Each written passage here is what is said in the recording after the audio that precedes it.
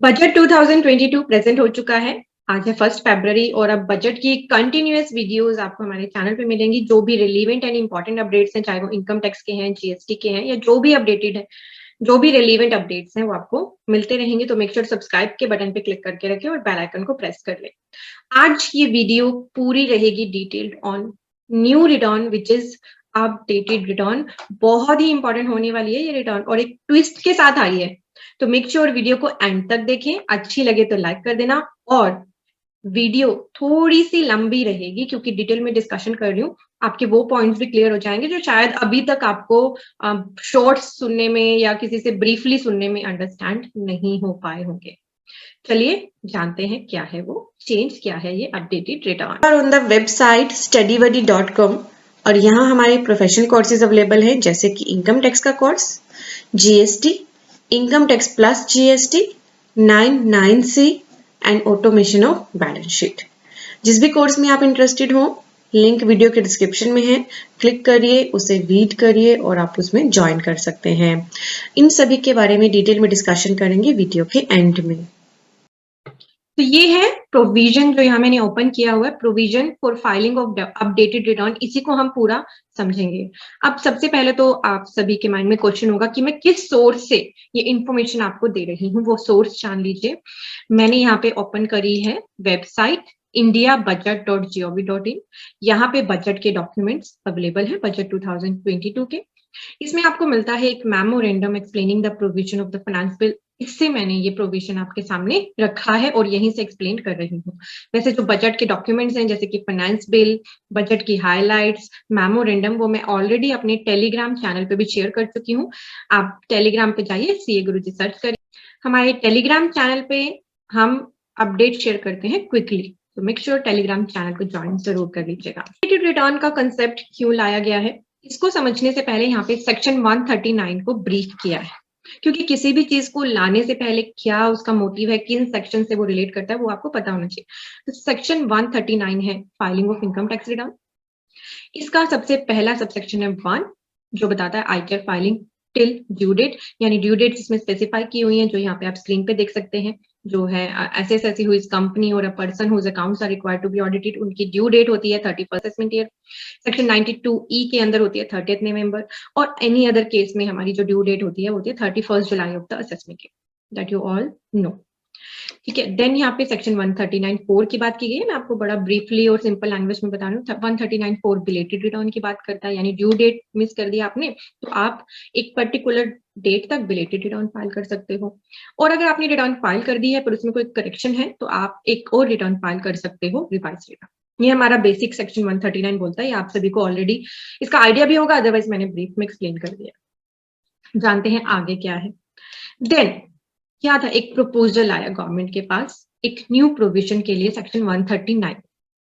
वो new proposal था कि टैक्स पेयर्स को कुछ टाइम के लिए ऑप्शन दी जाए किसी भी फाइनेंशियल ईयर की रिटर्न को फाइल करने की, यानी कि अभी जो टाइम लिमिट दे रखा है ना बिलेटेड और ड्यू डेट पे रिटर्न फाइल करने का, वो कम है। कई बार किसी भी रीजन से अगर रिटर्न आपकी मिस हो जाती है तो अभी तक ये प्रोविजन है कि फिर आपके पास कोई ऑप्शन नहीं होती रिटर्न को भरने की। तो इसी के लिए प्रपोजल डाला गया कि कोई ऐसा सिनेरियो क्रिएट किया जाए कि टैक्स पेयर के पास रिटर्न भरने के ऑप्शन रहे। तो नया सेक्शन इंसर्ट किया जा रहा है 139(8)(a। जी हाँ, सेक्शन 139(8)(a। और ये कब से इंप्लीमेंट होगा, ये भी प्रोपोज्ड है। बजट में जो भी अमेंडमेंट्स है, जो भी चेंजेस हैं, वो भी प्रोपोज है, क्योंकि जब तक ये फाइनेंस एक्ट नहीं बन जाता तब तक आप इसे फाइनल नहीं बोल सकते। ये कब फाइनेंस एक्ट बन जाएगा, जब इसे प्रेसिडेंट की असेंट मिल जाएगी। मैंने बेसिक्स ऑफ बजट पे ऑलरेडी वीडियो भी डाली थी, यहाँ आई बटन पे लिंक कर दी है, उसे देख लेना अगर बेसिक्स नहीं पता है।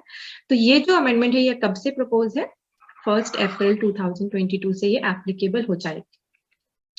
तो बहुत इंपॉर्टेंट जो आपको समझना है ये सेक्शन 139(8)(a। चलिए जानते हैं क्या बोलता है।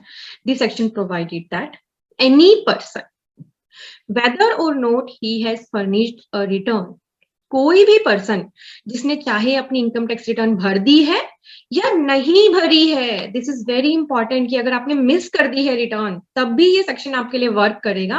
कौन से सेक्शन में नहीं भरी है, 1 में, 4 में या 5 में।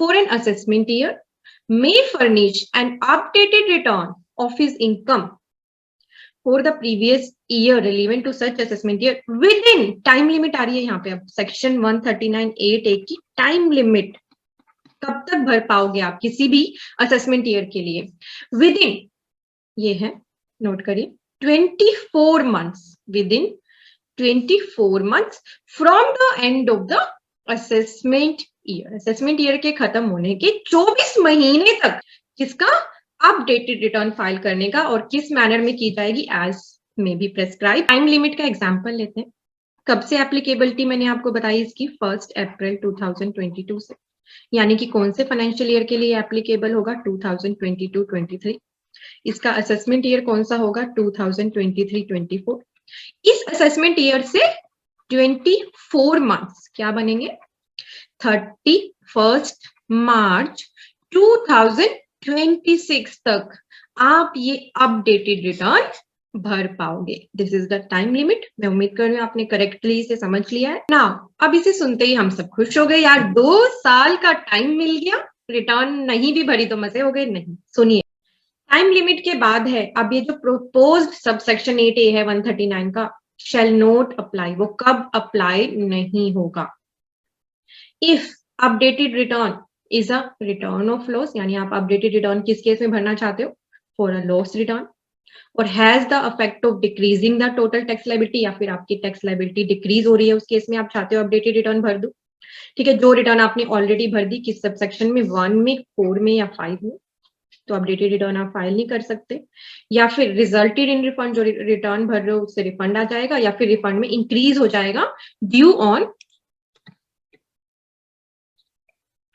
ऑन द बेसिस ऑफ जो रिटर्न आप ऑलरेडी भर चुके हो subsection 1, 4 and 5 of such person under that for the relevant assessment year यानी कि 4 केसेस में आप अपडेटेड रिटर्न नहीं भर पाओगे पहला है लॉस दूसरा है डिक्रीज इन टैक्स लायबिलिटी बहुत इंपॉर्टेंट है ये पॉइंट नोट कर लिया आपने साथ साथ तीसरा रिफंड अगर बना रहे हो आप चौथा increase in refund in cases में आप अपडेटेड रिटर्न नहीं भर पाओगे ठीक है तो मतलब आपका टीडीएस कटा है रिफंड बनता है तो टाइमली ही रिटर्न फाइल करनी है फिर आपको अपडेटेड रिटर्न का कोई बेनिफिट नहीं मिलेगा अब बता दिए कौन से पर्सन एलिजिबल नहीं है इस रिटर्न को फाइल करने के पर्सन कौन से person shall not be eligible to furnish updated return number 1 ऐसा person if search has been initiated under section 132 or books of accounts या other document or assets are requisitions under 132A in case of such person किसी person पे search हो रहा है सर्वे हो रहा है कोई नोटिस इशू किया है to fact that money bullion jewellery और वैल्यूएबल आर्टिकल और thing seized or requisition under the section 132 and notice has been issued to a fact that any books of accounts or documents seized और रिक्विजिशंस under 132 और 132A ठीक है ये person जिन पे short language में बोले सर्च एंड सीजर अगर कहीं भी एप्लीकेबल हो रहा है तो वो भी अपडेटेड रिटर्न नहीं भर पाएंगे then again no updated return shall be furnished by any person for the relevant assessment year where जहां पे आपने ऑलरेडी अपडेटेड रिटर्न भर दी है ऑलरेडी अपडेटेड रिटर्न भर दी है अगर एक बार अपडेटेड रिटर्न भर दी है तो दोबारा आपको मौका नहीं मिलेगा बड़ा ही ध्यान रखना है आपको अगर आपकी कोई proceeding for the assessment reassessment recomputation या revision of income under the act is pending और has been completed for the relevant assessment year उस केस में भी आप अपडेटेड रिटर्न नहीं भर सकते असेसिंग ऑफिसर के पास इंफॉर्मेशन है in respect of such person for the relevant assessment year in his position under the कौन से एक्ट के अंदर कुछ इंफॉर्मेशन आ गई है असेसिंग ऑफिसर के पास prevention of money laundering act black money imposition of tax prohibition of benami property act smugglers and foreign exchange manipulators and the same has been communicated to him prior to the date of his filing of return under subsection 8A of section 139 of the act और सबके आगे और लगा तो मतलब ये सभी conditions आपको देखनी है and information of the relevant assessment year has been received under agreement referred in section 90 or 90A in the act in respect of such person and same has been communicated to him. Any prosecution proceedings under chapter 22 have been initiated for that person, and he is a person or belongs to a class of person as may be notified by the board in this regard. This clause is very very important क्योंकि government ने अपने हाथ में power ले ली है किसी को भी इस क्लोज के थ्रू नोटिफाई करके यहां ला सकता है कि ये पर्सन भी अपडेटेड रिटर्न नहीं भर पाएंगे। ठीक है, देन अगला very very important, it has also been propose to amend subsection 9 of section 139। कौन सा सेक्शन प्रपोज हो रहा है अमेंड करने के लिए? 139(9) to provide that return field under the propose subsection 8A of section 139 shall be defective unless such return is accompanied by the proof of payment of tax as required under the proposed section 140B. This is very very important। जो मैं twist की बात कर रही थी updated return में, वो twist यही है, यानी कि आप अपडेटेड रिटर्न तभी भर पाओगे जब आप उसमें पेमेंट करोगे टैक्स की। जी हाँ, एडिशनल टैक्स आपसे लिया जाएगा अपडेटेड रिटर्न फाइल करने के लिए। यानी अगर किसी पर्सन की नील रिटर्न है, क्या वो अपडेटेड रिटर्न फाइल कर पाएगा? मैं भूल गई रिटर्न फाइल करना, नील की रिटर्न है, मुझे किसी भी रीजन से अब चाहिए, ठीक है, टाइम पीरियड है अभी 2 इयर्स का मेरे पास असेसमेंट ईयर के बाद का, क्या मैं according to this language nil return file कर पाऊंगी? नहीं। क्यों? क्योंकि इसमें बोला गया है कि अगर आप अपडेटेड रिटर्न फाइल कर दोगे without proof of payment of tax तो वो डिफेक्टिव मानी जाएगी। अब ये सेक्शन 140B क्या है ये समझ लीजिए, दिस इज द ट्विस्ट। यही आपको ध्यान रखना है कि अगर आप अपने क्लाइंट्स को सजेशन दोगे फ्यूचर में कि अपडेटेड रिटर्न आप भर सकते हो, कोई पूछे आपसे मैं तो लेट हो गया, क्या मैं रिटर्न भर सकता हूँ, तो सेक्शन 140B उनको बता देना। A new section 140B has been proposed to provide for the tax required to be paid for opting to file return under the proposed provision, that is subsection 139(8)A। जा रहा है कि जो आपको updated return भरनी है और उसके साथ बोला जा रहा है कि टैक्स भी पे करना है, उसके केसेस बनाने हैं कैटेगरी, क्योंकि अपडेटेड रिटर्न आप रिटर्न ना फाइल करने के केस में भी भर सकते हो और अगर रिटर्न ऑलरेडी फाइल कर दिया तो भी भर सकते हो। तो पहला केस बना दिया है where no return furnished earlier, जहाँ पे कोई भी रिटर्न नहीं भरी गई है। तो कैसे काम करेगा ये section 140B? Then assessee he shall before furnishing the return under section 8A of 139 be liable to pay the tax due together with interest and fee payable under any provision of the act or any delay in furnishing the return or any default or delay in payment of advance tax along with the payment of additional tax। कैसे compute होगा ये tax payable? इसको compute करते हुए ये जो tax payable है वो कब निकलेगा? After taking into the consideration जो भी आपका एडवांस टैक्स होता है, आपका रिलीफ होता है, आपके टीडीएस और टीसीएस जो डिडक्टेड हुए होते हैं, कोई रिलीफ होती है आपकी सेक्शन 90 या 91 की, सेक्शन 90A, इन सभी को अप्लाई करने के बाद देखा जाएगा आपका tax payable. So this is the very very important close in section 140B। इसको बहुत अच्छे से आपको अंडरस्टैंड करने की जरूरत है। पहला केस हमने डिस्कस कर लिया कि जहां पे रिटर्न नहीं भरी थी, अगला केस है जब रिटर्न भर दी थी, ठीक है, क्योंकि दोनों केसेस में आप अपडेटेड रिटर्न भर सकते हो। Then be liable to pay the tax due along with interest and fee payable, जो भी है हमारा delay in payment along with the additional tax as reduced by the amount of interest paid under the provision of the act in earlier return. जो earlier return में आप interest भर चुके हो, लाइबिलिटी भर चुके हो, उनको रिड्यूस करके कैसे कंप्यूट होगा? द अमाउंट ऑफ रिलीफ और टैक्स जो 140A में आपने भर दिया उन सभी को कंसीडर करने के बाद टैक्स डिडक्टेड और collected at source, any relief और टैक्स क्लेम अंडर सेक्शन 90, 91, उन सब के बाद जो बनता है वो माना जाएगा आपका, इसके लिए क्या माना जाएगा? Tax payable. ठीक है, नाउ क्या है ये एडिशनल टैक्स? सेक्शन 140B में कौन सा एडिशनल टैक्स है, कितना देना है, ये कौन बताएगा? ये भी यही सेक्शन बताएगा। The additional tax payable at the time of furnishing the return under subsection 8A of 139 shall be equal to 25% of aggregate of tax, 25% of aggregate of tax, and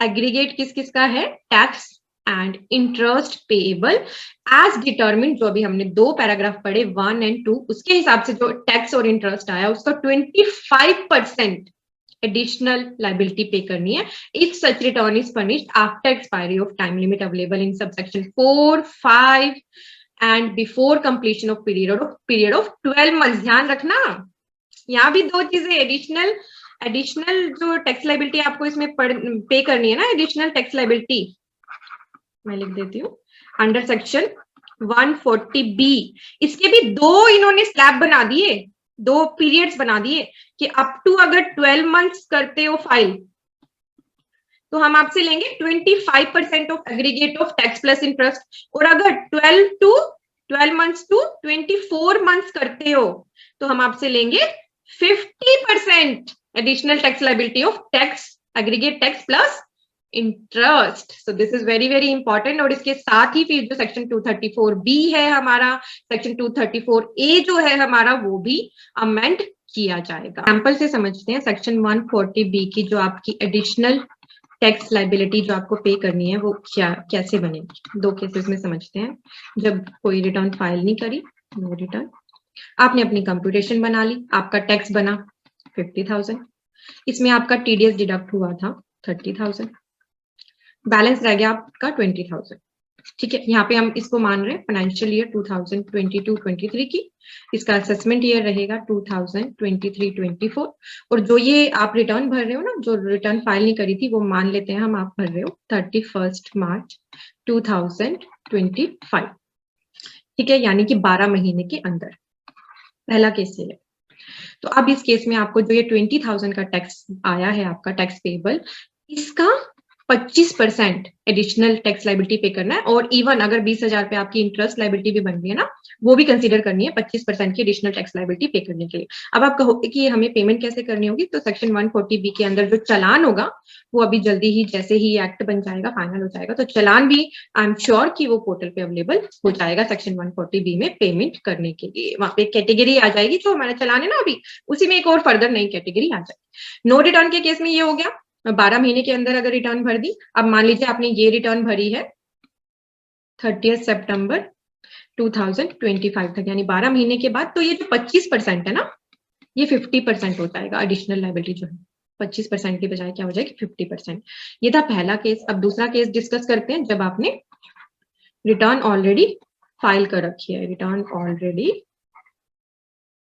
field, और आप अपनी टैक्स लाइबिलिटी को increase कर रहे हो, तो इसलिए आप अपडेटेड रिटर्न भरना चाहते हो। तो मान लीजिए जब आपने रिटर्न भरी थी तब आपका टैक्स था 30,000, पर अब आप रिटर्न रिवाइज करना चाहते हो क्योंकि आपकी लाइबिलिटी टैक्स की इंक्रीज होकर 50,000 आ रही है। तो 30,000 तक का तो आपने ऑलरेडी क्लियर कर रखा है, बैलेंस आपको 20,000 भरना है, इसका इंटरेस्ट आप पे एप्लीकेबल हो जाएगा। और अगर 12 महीने के अंदर, असेसमेंट ईयर में 12 महीने के अंदर भर दोगे तो 25% एडिशनल टैक्स लाइबिलिटी पे करनी पड़ेगी इन दोनों की, और 12 महीने से 24 महीने के अंदर भरोगे तो 50% की आपको टैक्स लाइबिलिटी पे करनी पड़ेगी। और इसी के अकॉर्डिंग अब हमारे जो नया सेक्शन है 139 में वो प्रपोज हो जाएगा, ऐड हो जाएगा, सेक्शन 140 ऐड हो जाएगा, और कंसिक्वेंशियल अमेंडमेंट की जाएंगी सेक्शन 144 में, 153 में, 234A में, 234B में, 276C में। और यहाँ लिखा भी है these amendments will take effect from 1 April 2022, क्योंकि हमारा फाइनेंस एक्ट अभी फाइनेंस बिल है उसको फाइनेंस एक्ट बनने में थोड़ा सा टाइम लगेगा,